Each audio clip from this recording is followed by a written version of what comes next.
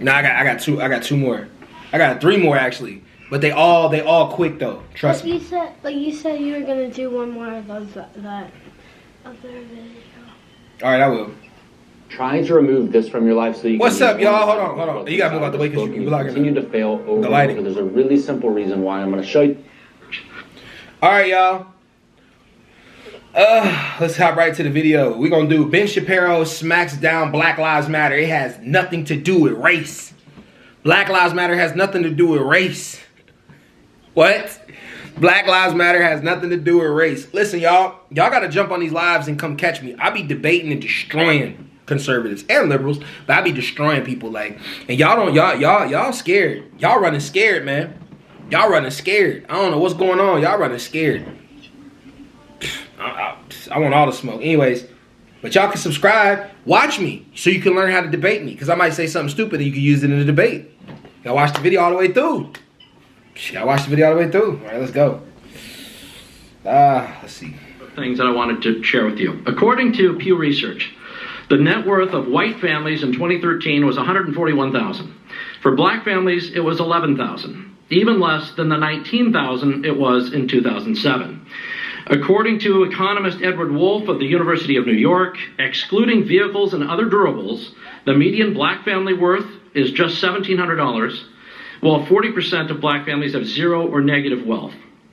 White family worth, in terms of financial worth, is 69 times more than that of black families. Given this disparity, how can you argue that racism is not a driving factor in income inequality?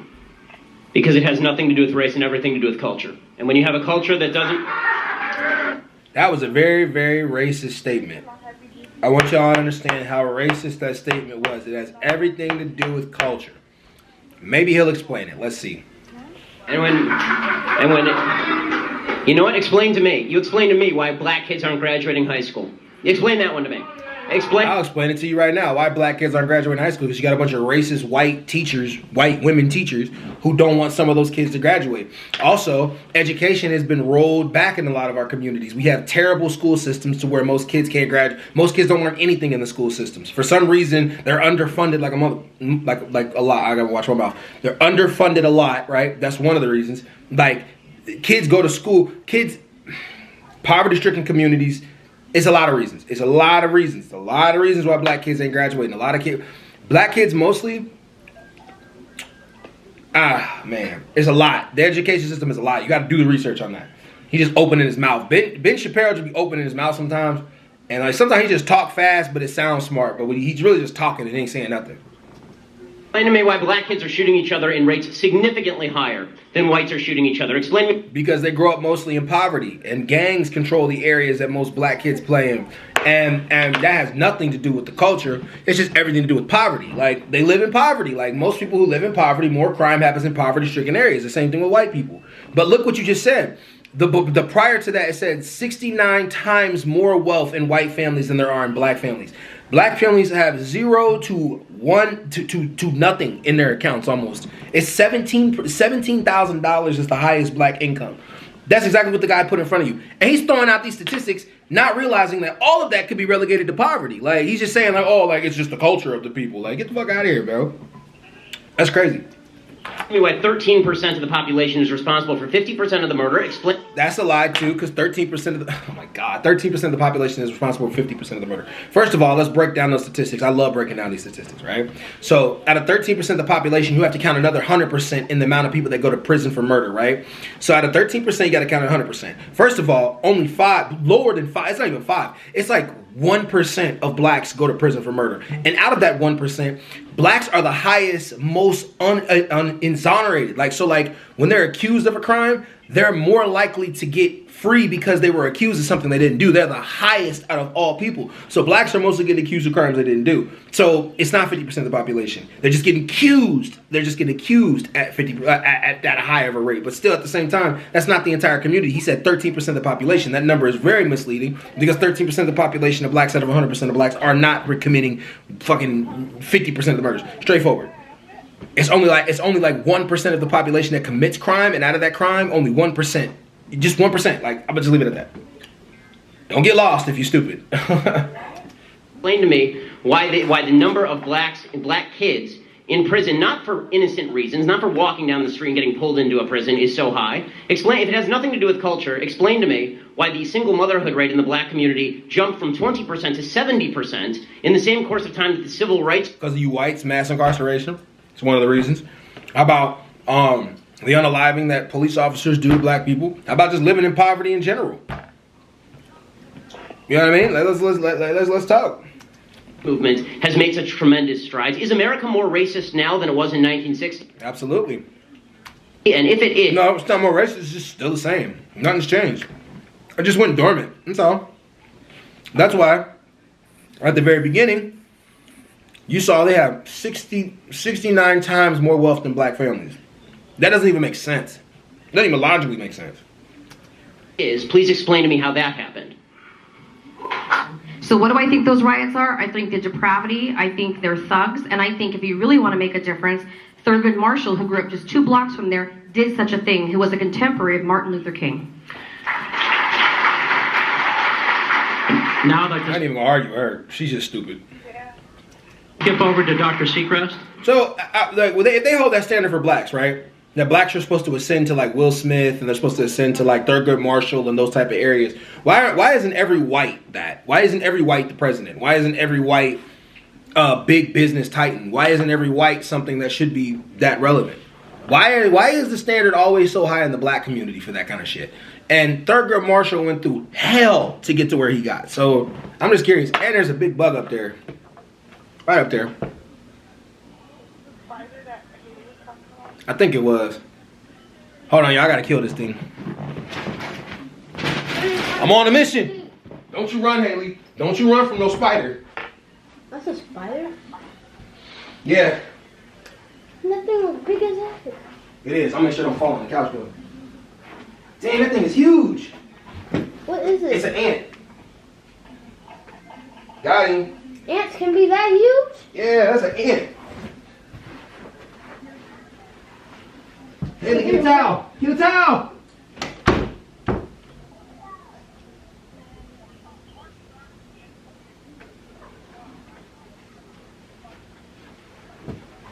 I got him. He's gone. All right. Sorry, y'all. I had to go handle some business. Let's continue. You have to go kill an ant that was... I look at the Baltimore Uprisings as more than just riots, right? I hate the idea when you say thugs and riots, right? White people riot as well. When y'all win Super Bowls 2 years in a row, y'all get off the hook. Don't make it seem like it's just Baltimore getting upset. So my 30-second answer is I feel the frustration of what's happening in the community, and I think it's a symptom. The uprisings are a symptom of a pressure that's been unaddressed for too long. They weren't prepared for this conversation. That's clear. I'm offended by the language of uprising applied to people who are breaking into other black people's stores and looting them. This is a lack That's of... not true, because most black people don't own anything in those stores. There's only like one store that y'all hone in on, but most of the stores in the community, they don't. They're breaking into Walmart. You think black people own Walmart? No, they don't. No, they're breaking into a lot of places. We don't own anything. Just like he said, whites have 69 times the wealth. There's zero in blacks' account. Why do you guys think like, oh, they own the community? We don't own the fucking community. Values and people who are destroying private property, destroying cop cars, in an uprising against what exactly? Against the black police chief, against a mostly minority police force, against the black mayor, against the black president, against the black attorney general, against against a city council that is 9 of 15 are black and all 15 are elected Democrats. What is the uprising against? What is it seeking to achieve? I still don't see what exactly the uprising against the entire system, Ben. Just because people are black does not necessarily mean they actually support the black community. You're more likely probably to get unalived by a black cop than you are by a white cop. Straightforward. Because they see that they uphold the system even more. I can tell you, like, I've experienced this multiple times in places I've worked. Like, it seems like black men are a lot harder on other black men when it comes to things like that. And they're trying to show off for their white counterparts. And that's exactly why. So all those people being black means nothing if the system is messed up. riots are seeking to achieve. Bottom line is, this is all... It all could be boiled down to just act like a mensch. Act like a human being. Honestly, it's not useful to riot, it's not useful to break things, it's not useful to throw rocks. No, I want to get philosophical with Ben. What is a human being supposed to act like? Like what? What is a human being supposed to act like? Don't you think it's wrong that whites are racist? Don't you think it's wrong whites make racist comments? Should they not be able to do that? Should whites be able to do racist things? What led to the riots? What led to people getting upset? Why are we overlooking that? It's like, it's weird. It's like, you'll try to talk and they're not listening, but then they'll point it out when you get ignorant. It's like, okay, like, wait a minute. We've been talking and talking and talking and talking and talking. Now it's time to do something about it. Now it's like, oh, you just act like a human. You guys are doing the worst things ever. Shut up. To people, and the idea that we're supposed to sort of correlate let's your level of hold off on the outrage. idea. I'm going to stick to the 30 seconds on Yeah, this the one, last Charles. sentence. The last sentence. Yeah. The idea that we're supposed to correlate your level of outrage with a certain level of justification. In other words, the more outraged you are and the more angry you are, the more justified you must be, is absolute nonsense.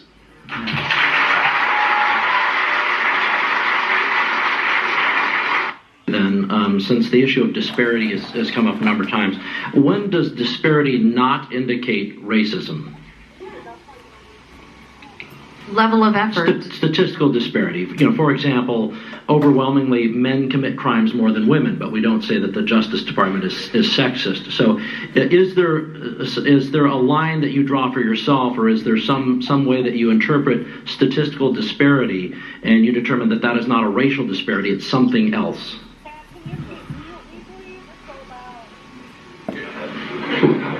Well, we can return to it. That's okay too. Ben, did you want to? Yes. It's called evidence of racism. When there is no evidence of racism, it's probably not racism. When there is actual evidence of racism, it's probably racism.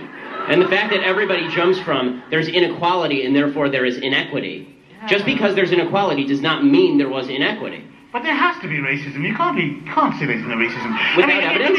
No. I'm just saying that I don't know which animal. Maybe we're talking about dogs or something. I'm talking about human beings, and I'm like, human beings are most likely going to have racial prejudices. I'm just so sorry. I'm just so sorry. I don't know. I come from planet Earth. They just weren't prepared for this argument, that's all. They just weren't prepared for this argument, that's all. And yes, there is plenty of evidence. There's a significant amount of evidence. That's where CRT comes from. The whole theory comes from a significant amount of evidence that the criminal justice system has been very biased towards blacks. It comes from a significant amount of evidence of housing discrimination practices. Things that happened in the 60s that correlate to now. COINTELPRO, the assassination of some of the leaders of the 60s that were black, things to divide the black community, the many things that they did, even Planned Parenthood to a degree was an element from Margaret Sanger to divide the black community. There's a significant amount of evidence. I hate when these people come up and start talking and start playing stupid. The problem is black people are just too confident when it comes to these kind of conversations. We need to be ready. Like when people start asking these questions and start saying these specific things, we need to be ready on full alert that this person is saying this and we need to be ready to destroy that. Charles, I want to ask you a question. So and this is me coming from an area where I actually like Ben Shapiro. I don't dislike Ben Shapiro at all. I like Ben Shapiro. I just think that he's uneducated on this topic. To say everything he's saying, that sounds like he's completely uneducated on this topic. Your default is that when there is no evidence, racism is the deciding factor. That is No, it's not saying that. I'm just saying that you're going to have sexists, you're going to have racists, you're going to have all this stuff. I'm just saying that... I agree it exists, but the problem that I'm seeing, and this is the problem with the general conversation, is that there's no solution in simply saying there's racism out there. How does that solve anything? It brings attention to the problem, then allows somebody to get to the problem. So, like, it's not necessarily coming up with a solution, but it's saying, like, look, this is what's happening in the criminal justice system. So that's happening. What do we do about what's happening in the criminal justice system? That's what it's doing. It's bringing attention to a problem. Now, if no one drives the attention, then comes riots. It's the same thing. Like, then comes riots, then comes then comes the unrest of the community. But until then, we're driving the point to that. We're driving a knob. We're driving attention to that area. That's what it's doing. When you talk about there's institutional racism, what does that mean? Show me a law that is racist in intent, and we will... A law that's racist in intent? How about black code? How about COINTEL? No, like those technically aren't. Let me think of an example of a law. Like how, like in the 13th Amendment, they amended the 13th Amendment when they said this, but technically Technically, there is no law. Like, technically, it's not. Technically, there's not a law. Technically, it's more because those laws were rolled back on during the Civil Rights Movement. But technically, it's underlying things that happen within the Constitution. Come on, man, Ben, you're not stupid. A company that employs a lot of people, never employing black people at all. Like, no black people are qualified enough to work at this company whatsoever. Get the fuck out of here. Like, or a company that doesn't hire women at all, or like discriminatory practices that we know exist. Let's quit acting like it. Like, racism is gone. They've tried to hide it now, and it's just hilarious watching it. Agree. Show me a police officer who commits a racist act like we saw in South Carolina, right, where a police officer shot a black man running away and it was obviously unjustified, and I will agree. But you need the idea that you can craft a narrative based on no racism because it just must be somewhere out there in the ether, that doesn't solve problems for anybody and creates more problems for people because now they grow up in a milieu and an environment where they are told that every obstacle they face is from some shadowy, nameless, faceless group who's out to get them simply because of the color of their skin. They'll never succeed in that environment. I agree with him on that. I agree that we should know the problem, but we should actually come up with a solution, that we shouldn't make it a boogeyman type thing, but at the same time, we should talk about it. Definitely. And I don't think that that's what the man was trying to say. I think you're straw manning his argument. I think that what he was really trying to say was, listen, like, racism absolutely exists. We know it does because it's existed in this country for so long. It's ever since the Portuguese came up with the concept of race in the 14th century, 15th, 14th century, around that time. Racism has always been an underlying factor amongst most societies and Western societies. So it's definitely a conversation that we need to have. That's what he was trying to say. That's all he was trying to say. I don't mind anything Ben Shapiro's doing because they need to be destroyed if they don't know the argument. You need to know the argument. You need to know the points of the argument in order to go into an arena with somebody. And Ben Shapiro is teaching them a lesson.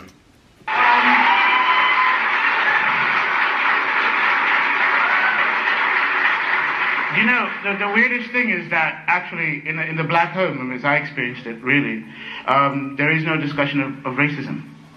Racism actually is a discussion that you actually come out and you face in the public, because it's a real thing that you have to actually expect. I mean, if you're silly and you're foolish if you don't really think that that's going to be there and encountered in the real world. I'm sorry, this is just a fact of life. But if I'm at home and having dinner with my father or whatever, we don't go, oh my God, this society is so racist as I'm eating my steak, and you know what I mean? Oh goodness gracious! Oh, I can't bear it. My black skin's causing. I mean, no, we don't talk like that. Actually, we don't talk like that. We talk about, my God, Aunt, what's her name? Oh my God, she's got to take some pills because she's off the register. I mean, it's just like, this is...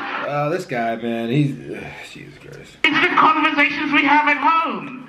We don't have these kinds of conversations that we're having right now. At least in my childhood, we didn't have them. And I'm watching the people I knew growing up in the black neighborhood, I didn't hear anybody really talking about race when we were at the dinner table. I mean, it just didn't really pop up, unless it was an issue, it was on television, but mostly it was about family and regular life. But I disagree. I have to tell you, even in my culture, there is an underlying racism, and I know that the panel today, and especially what's going on in America, we're talking about white on black, but I cannot wake up in the morning and not think about, intercultural racism, okay? I'm not Mexican enough. Why? Because I'm articulate, and because I have straight hair and I can wear high heels. I don't have a tattoo on my neck. Yes, there is a huge problem with racism, no matter if you're light-skinned or dark-skinned. Absolutely, there is intercultural. It's not intercultural racism. That doesn't exist.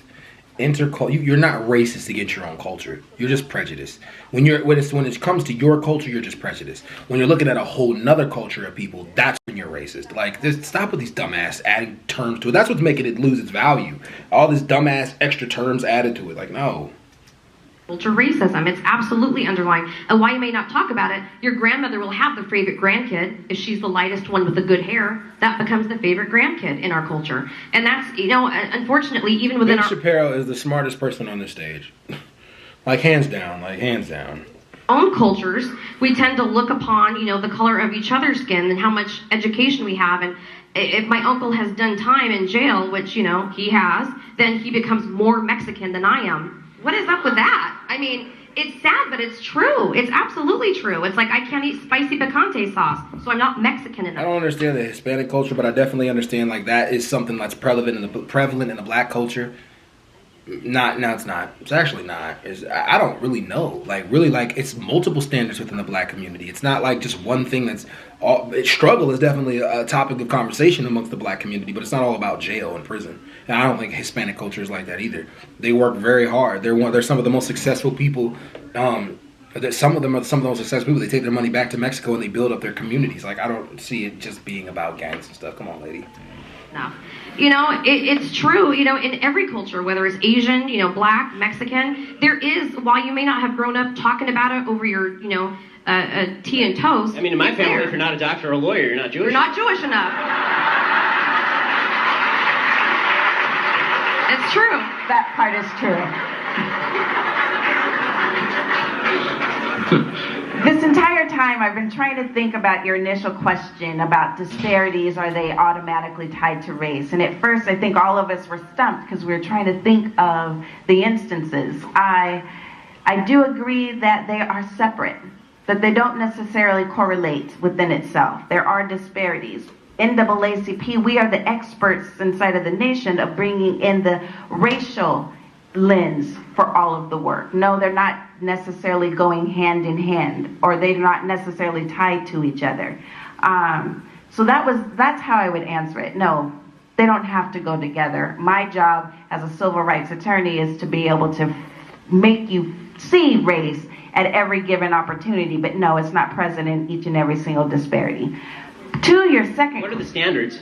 What are the standards, the difference? I mean, you said that you want people to see race in every single issue. Where it's present. Where it's present. Okay, so for instance, if we're what's talking... your standard as to where it's present? Absolutely. What's my... take something as simple as if we're talking about a disparity, say men and women.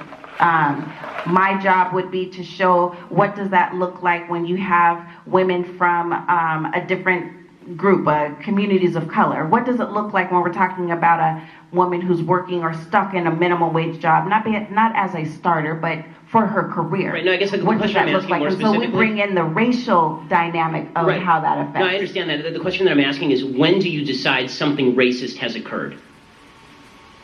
Racist? Yes. When can you decide that an act of racism has occurred? Because if you have just a statistical disparity, has an act of racism... When something happens that's racist, Ben,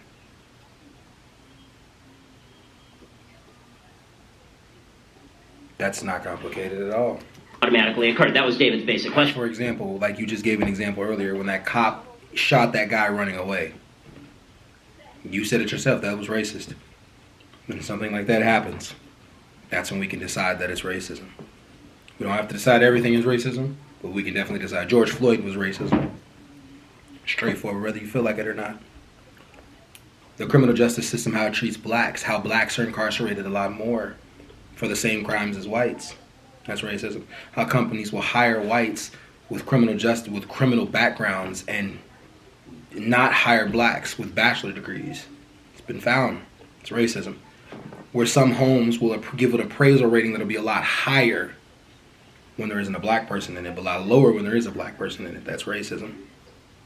Companies practicing hiring practices where they hire a certain kind of person and not another kind of person just because of the name. That's racism.